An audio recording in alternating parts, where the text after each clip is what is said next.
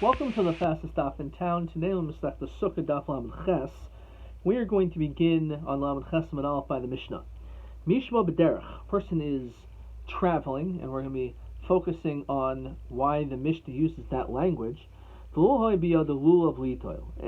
he realizes that he doesn't have a lulav.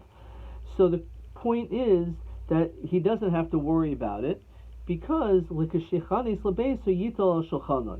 he can just take the lulav when he gets home, even while he's at the table. Now, why does it use this language al shulchano? So as we're going to be focusing on in the Gemara, Rashi says, let's say you got home and you didn't shake the lulav and esrog, you started eating, you have to stop the middle of your meal in order to be able to do the mitzvah of shaking the lulav and esrog. Back in the Mishnah, lo natal shacharis yitul ben arbayim shekol hayom kasher lulav. You didn't shake the lulav and esrog in the morning, you can do it in the afternoon, you have the whole day to do it. So amrit noital shulchana. As we made this diuk, that because it says you have to take it while you're in the middle of your meal at your table, remember the mafsik. That apparently shows they have to interrupt your meal. You can't just finish your meal and then do the lulav and esrog. We say no. The mitzvah of lulav and esrog is too important. You have to shake it at the table. Raminu, for the Gemara, as it says in the beginning of Masechta Shabbos and Daf Tes, Yim haschilo in mafsikin. And this is specifically talking about tefillas mincha. So it's brought down that, and let's see this Rashi, a person is not allowed to start engaging in different activities during the time of tefillas mincha, such as having a meal, getting a haircut, starting a court case. Let's say you began umashcha sudasan, and then the meal extends itself. So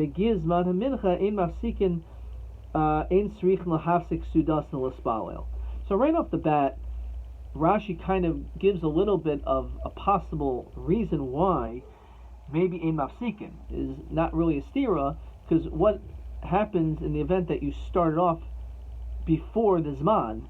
So maybe since you start off before the Zman, that's the reason why now that you are still in the middle of your meal, that we're not going to require you to stop. L'chayr, that would be a valid answer. The Gemara doesn't say that chiluk. Rather, the Gemara says like this. It all depends on whether or not there's time. So when it comes to the case of the mincha, davening mincha, so you had plenty of time, so you can finish your meal. However, our Mishnah is talking about there's no time, that it's almost dark, and therefore, if you don't interrupt your meal and you just keep on eating, it's going to be too late for you to shake the lulav and esrog. So, Omer Rabba, my question, what was the question to begin with? Dilma, Hadarais, Hadarabana. Maybe we can just simply say that the reason why tefillas mincha you not to be masik or suda is because tefillah is a din d'Rabbanan, it's rabbinic. However, it comes to shaking the lulav and esrog, it's beferish in the pasuk, or kachtam lachem, you're supposed to take a lulav and esrog. So maybe when it comes to din d'oraisa, we're more strict, you have to be masik. Ela Omer Rabba ikasha hakasha. If the question would stand, this is how it would have been presented. It says later on in the Mishnah, l'shechanis lebeisa noitel shulchanai, alma demasik. So again, the reisha is very clear. You have to have it even at your table, which means you have to stop your meal in order to shake the lulav and esrog. The end of the Mishnah gives the impression like, if you didn't do it in the morning, don't worry, you still have time, you do it in the afternoon, which is mashma that perhaps you don't have to interrupt your meal. So Rav Safra, and on this, you can't say Hadarais Hadarabban because we're talking about the same mitzvah of lulav. There, you could then say that distinction that it all is totally on whether or not you have time in the day. If you have time in the day, so then you don't have to be mafsik or suda. Rav Zera my cushion. Dilma mitzvah suki. Maybe it's not a question to begin with. Maybe you just read it simply that it's the better thing to do is to stop your meal. It's better. Because after all, there's a chance you may forget. So if you remember now you're home and you have the lulav and esrog sitting 2 feet away from you, shake the lulav and esrog. However, if you don't, then it's not a problem because you have the whole day to do it. So really, you can just read the Mishnah very clean like that. Really, we're going to stick to our initial question, contrasting it to tefillas mincha. In order to be able to compare apples to apples, to compare it to mincha, which is a din d'Rabbanan, we'll say that the sheikh no esrog also din d'Rabbanan. What do you mean? The pasuk says l'kachtam lechem. Yeah, but it says l'kachtam lechem rishon. Only on the first day is a chi of d'oraisa. However, on the other days, it's not a din d'oraisa. So how do we know that our Mishnah is talking about a situation where it's Yom Tov Sheni? I shouldn't say Yom Tov Sheni. It's the second day. It says the language of Yom Tov Sheni. It doesn't really mean Yom Tov Sheni. It means Chol HaMoed. If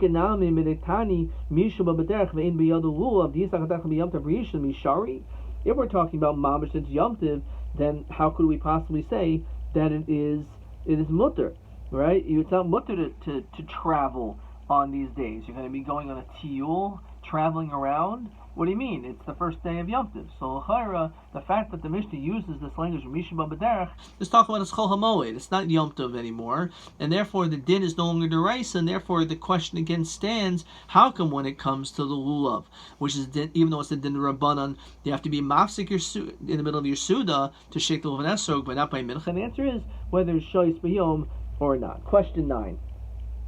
Ha'im sarach lahafsik mesuda today litoil lulav. Do you need to be mafsik your suda in order to shake the lulav? So on the first day of Yom Tov, the Havidi Raisa mafsik. However, again, it's interesting to use the language b'Yom Tov. B'Yom Tov Sheni, the Rabbanan im yesh shoyis b'yom in mafsik v'im lo mafsik. So again, once we're dealing with no longer din deraisa, so then it's totally on zman. However, if it's deraisa, even if you have all the time in the world, doesn't matter. You got to do it. We're not going to allow you to continue your meal.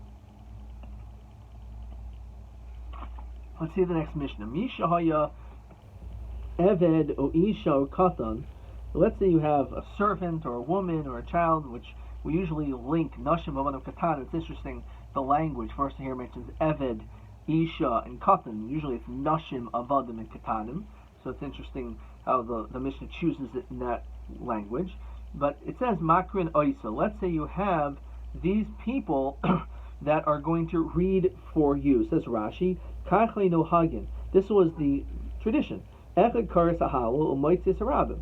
Instead of everyone like we do nowadays, everyone saying Hallel, it would be one person. They would say the entire Hallel out loud, and you would hear it. And there's, as we'll see tonight, there's a concept of Shomea Ka'oina. Hearing is ki'ilu, like you're the one saying it. So in that situation, Oina acharehen ma shehin oimrim. We want you to actually say that which they are saying.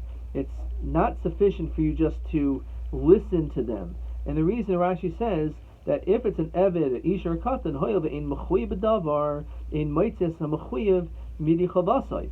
Since they're not obligated on the same level as yourself, being an adult male, so therefore they cannot fulfill the mitzvah on your behalf. Hilkach oyna charv kol ma she'omer. So you should just say whatever they're saying. However, b'tavoi lo me'ira. There should be like a curse upon such an individual. Why? What's the big deal? He's saying Hallel. So Rashi says Shalomad. He didn't learn how to pray. V'im lamad, if he did learn Tavo Me'ira, Shemivaze Eskaina Ilasa Shluchim Ke'ela. So it's a bizayon that he would choose shluchim like this.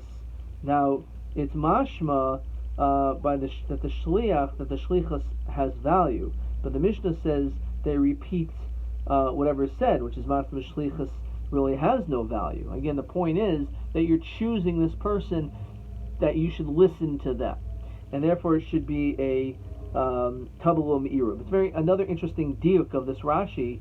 It says Shalo Lamad. The curse should not, maybe, the question is how to read this Rashi, but Tabalo Me'ira Shalo Lamad. The curse is someone who didn't learn, and even if you did learn, there's Tavalo Me'ira, that there's a curse should be on you. Or do we say that Shalom Lamad, this person didn't know how to learn? However, Im Lamad, if you did know how to learn, and still you're using them, so maybe you could possibly, it's not the clearest in this Rashi, but maybe if you didn't learn, so you just were never given the skill sets, and this is the only person you have. Or we say, no, it doesn't make any difference. Even if you did learn, or even if you didn't learn for that matter, it's still a curse because you could have always chosen someone else other than a Nashim B'Adam Katanim to say Hal for you. Back in the Mishnah. Im Hoyi Gadol, let's say you have an adult, someone who is Mechuy B'Davar, so Makrai, so Oinacharav Haluka. So he could read the entire thing. You don't have to say everything. All you have to do is respond Haluka. And Rashi says, Al Kol Davar Shu Oimer. On every single thing that he says, you just keep saying the word Haluka in response. Okay. And this Rashi, quoting the Succah Sota, discusses exactly how that was done. Makom Shnagel Lichbal Yichbal Elisha Yivshait Levarich Yivarich HaKokim Medina. This is very famous. Also brought down in Psachim, in Megillah, I believe also. So if the minhag is to repeat it, repeat words. If you only say it once, say it once. If you say a bracha, you say a bracha. Apparently, you don't have to say a bracha when it comes to Hallel. HaKokim Medina goes according to the minhag of the Medina. Of course, we're going to discuss exactly what bracha refers to, the beginning or the end. Tarabban. The MS, truthfully, Amr ben Mavarech Ovid, as is brought down in the third parak in Brachos, a child can make a bracha for the father, which is typically it's referring to Brachas HaMazayin, ve'evid Mavarech L'Rabba, ve'ishim Mavarechas L'Ba'ala. However, Abul Amru Chachamim Tabu Me'ira L'Adam She'ishta Uvadim Mevarchin Lai. It's considered to be a curse for someone that uses these individuals to say a bracha on your behalf. Says Rashi, Devadei Machmas Shelo Lamadu. See, this Rashi really explains this. The fact that you used a wife or your children is because you yourself didn't take the time to learn. So that's actually the proper way of reading the Rashi. V'tavla Me'ira in the Mishnah is Shelo Lamad, is going back on the Divrei Malachel. No, it's a curse for you that you didn't learn. And even if you did learn, it's also a curse because you could have had a gadol do it, or you should have done it yourself. Amar Rabbi, as we continue to Lamlaches Amud Beis, Hilchasa Gevir Te'ika Lamashma Minhagid Halila. There's many different customs, great halachos, Rashi says halachos gedolos, that one can derive from Hallel. Hu omer haluka, dehein omer haluka. So the guy who leads says haluka, and you say haluka, mekan shemitzvah lanas haluka. It comes to tell us that it's always a custom that we should always respond haluka to all these different things. Hu omer halu abdi Hashem. He says that halu, praiseworthy as Hashem, that we're servants to Hashem. Dehein omer haluka. So mekanshim hayigadol, as our Mishnah said, makra so ayinu achar haluka, that you always, no matter what, if the person says haluka, you say haluka. If he says a sentence, you respond also with haluka. If he's a gadol. Hu omer hoidol Hashem, dein omer hodol Hashem. So you say the same thing. Mekanshim mitzvah anos rashi prakim. It tells you that you should respond and answer the beginning sections. So it's not just to say haluka at the end, but at the beginning also it's a mitzvah to say Rashi Prakim, which some people learn from here, that when it comes to, for example, Sukkah de Zimra, or if you're the Chazan, or if you're even a member of the Kehillah, that when you say Sukkah de Zimra, you don't just say the end, you should also say the Rashi Prakim. You should say the first few words of the next paragraph. It's not just so people know that you're about to do another paragraph. We can actually see from here that there's this inyan that the Chazan does it, and also we say it out loud too. Itmar Nami Omer Rab Chanan Barava Mitzvah Anis Rashi Prakim, as we just said. Hu Omer Ana Hashem Hoshiana V'Heina Omer Ana Hashem Hoshiana. So, which of course is what our minhag is. The Chazan says Ana Hashem Hoshiana, and we repeat it. Mekanshim Hayakatan Makra Isa Oinan Achar Mashu Omer. So it's interesting. So of course that's not our minhag. Our minhag is we, even if it's a gadol, we say this. According to this language, you would maybe say haluka. It's not so clear, but if it's a katan, then you just repeat whatever is being said. Hu omer ana Hashem atzlichana, v'hein omer ana Hashem atzlichana, which is again the same thing. Mekanshim ba lichbol koifel. It comes to tell us, because we already learned out the previous thing, ana Hashem Hoshiana, they say ana Hashem Hoshiana. Obviously, that means that a katan, you repeat whatever he says. So why are we saying this same thing? Obviously, you're going to repeat it. It means shim ba lichbol koifel. It means that even these psukim that are said, you're going to repeat them. And of course, that's our minig, that we repeat, Ana Hashem Moshiana, Ana Hashem Atzlichana, Hu Omer Baruch Haba, V'heim Omer B'Shem Hashem. So after we say Ana Hashem Atzlichana, the Chazan can say Baruch Haba, and we could just continue from where he left off. The fact that we heard Baruch Haba, even though we didn't say it, it's k'il like we said it, and therefore we can just continue on with B'Shem Hashem. A person heard something and does not answer what's the din, which is kind of like what we just talked about. So Chachimoi v'Sefaroi v'Roshi Yama v'Darshoi Amru Shema b'Loi Oina Yatza. If a person hears it, so you said Shomea K'Oina, but what if you don't answer? You're Shomea v'Lo Oina. So the question is, if you hear something but you don't respond to it, so the question is, does that show that maybe you weren't really paying attention to what was being said, and therefore maybe it doesn't work? And we say, no, it doesn't make any difference. Even though you didn't say anything back, you're still Yatza. Look at Rashi. Dibra Maschil, Hu Omer Baruch Haba, V'heim Omer B'Shem Hashem, skipping a line. V'ul Anois, Mekan Nilman, She'eno Yodea, Lo Likrois, you don't know how to read, the Lo Lanois, and not to answer. Yim Shomeh, if you hear it, Kivan Leboy Lishmoya, Apabi Shloi Ana Yatza. Even if you didn't answer, say anything, you're still Yatza. L'chein L'mispalin L'tzibor, if you're davening, V'shlech Tzibor, Omer Kaddish, it says on the side, Kedusha, or Yehesh Shmei Rabba, Yashtiku B'tfil Asan, the Yishmu B'kavana. Very important din.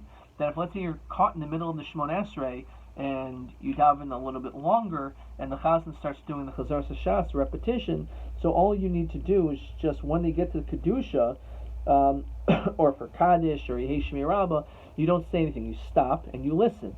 So even though you're not allowed to be mafsik, you're not allowed to speak in the middle of the Shemon Esrei, but you could stop.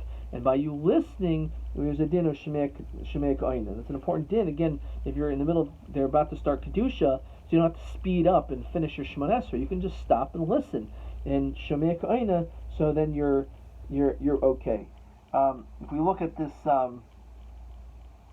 Taisus over here, it says V'lamli Kulei Yispal Kedarku K'Shagia Sham Yishtaik Elavade Im Haya Shaisek Haya Shemiyaso Hafsekes Tfilaso Miush Shem Afal Gab the Shamei K'Oina Mikol Makam Oina Adif Umitzvah Min Mufchar.